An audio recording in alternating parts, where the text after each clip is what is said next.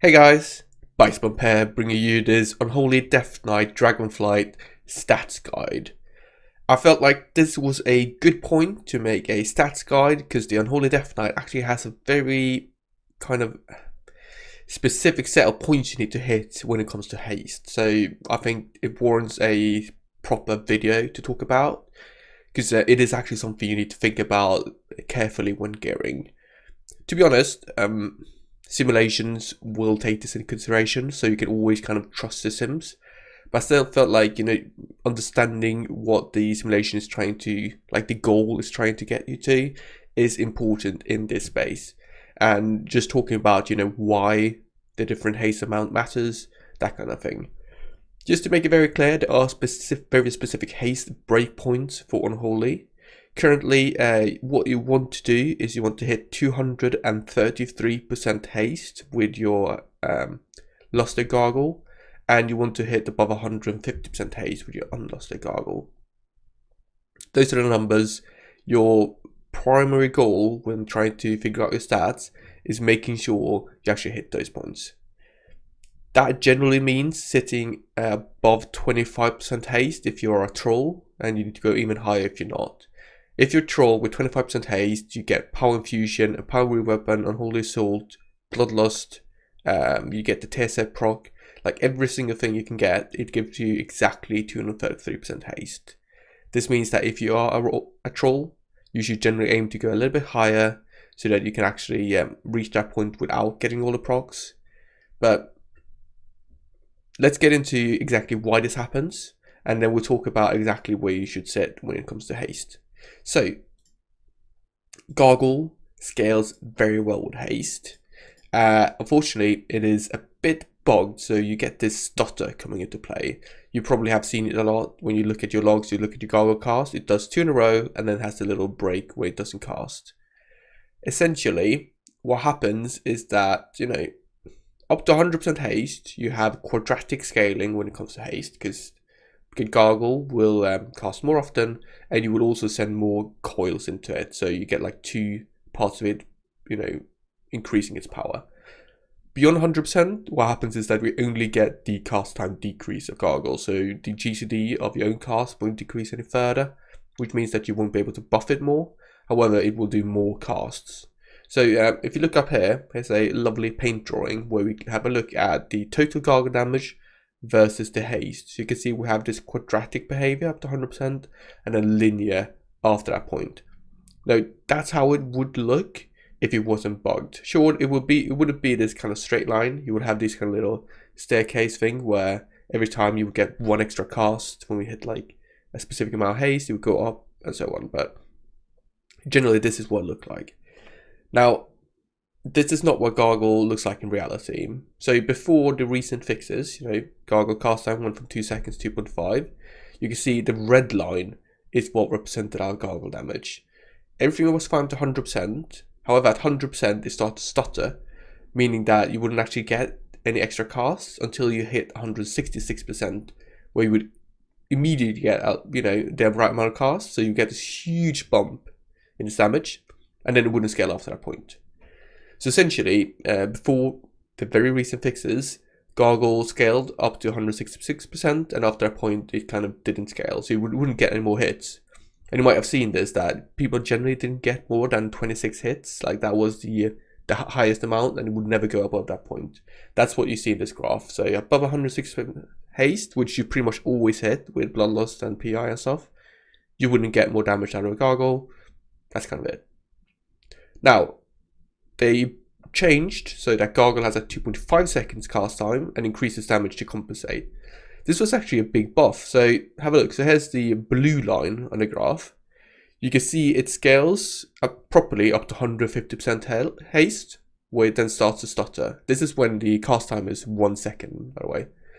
You then have no scaling up to 233% haste, and then you get this huge bump and you get the highest amount. So you can see that the total Gargoyle damage now, as long as you hit that 233% breakpoint, is much higher. And that was very noticeable. Here's my logs from last night. You can see we are pumping now. But I saw Gargoyles that were like 2.8 million, and I've heard a couple which are 3.1, which is significantly more, and it's due to the fact that we can reach that 233% breakpoint. This happens when the cast time is 0.75 seconds, by the way, and it should give you, if you do it correctly, around 26 hits. So if you get 26 hits, you know, okay, I'm hitting the highest breakpoint, that's where I want to be, that's my kind of haste level. Alright, so let's go back. So what should your haste number actually be when you're like in the raid buffed? As I said, 25% haste is what you need as a troll. This isn't ideal though, because obviously you only reach that breakpoint when you use berserking, if you're 25%. So going higher, like if you go to 30% haste, for instance, that allows you to essentially hit the breakpoint without all the stars aligning. All right, and this is gonna be represented in Sims, because on average you're gonna hit the breakpoint more often. Imagine if you don't get your tier set procs, which gives you 8% haste, right? If you're at 25% haste baseline, that won't bring you to that breakpoint, which is why you want to go a bit above 30% haste. It also brings into discussion Deafening K with the 5% haste buff. That is definitely something you want to be doing nowadays. Like getting 5%, let's say you start at 30% haste, right? You don't get the tier set proc, right? Where do you end up? Let's just bring out the calculator to figure it out. Sorry, give me a second. So I'm just gonna talk about a couple of scenarios and talk about why it's important to be a bit above 25% haste, right? So let's start at 0.3% haste. We got 30% from Bloodlust. We got 25% from PI. We got 20% from Unholy Assault, 15% from the Power Room Weapon, and then 10% from Berserking, and 8% from the, let's see, the tier set. And then we're just gonna multiply these together. Let's see. We get a number again.